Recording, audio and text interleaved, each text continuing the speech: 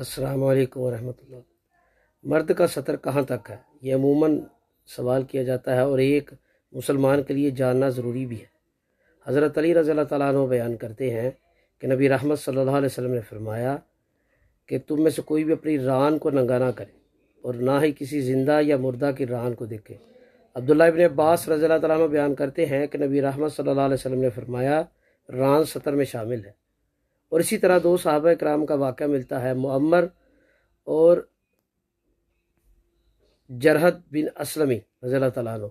इनकी रान को नबी अलैहिस्सलाम ने नंगा देखा और उन्हें हुक्म दिया कि इसको ढांप लो, ये सतर में शामिल है। तो अहले इल्म के नज़दीक जो राजिह बात है वो यही है कि नाव से लेके टखनों तक मर्द का सतर है और अफजल ये है कि इसको ढांपा जाए और ज़रूरी अमल ये है और अफजल अमल ये है कि कंधों को भी ढांपना चाहिए।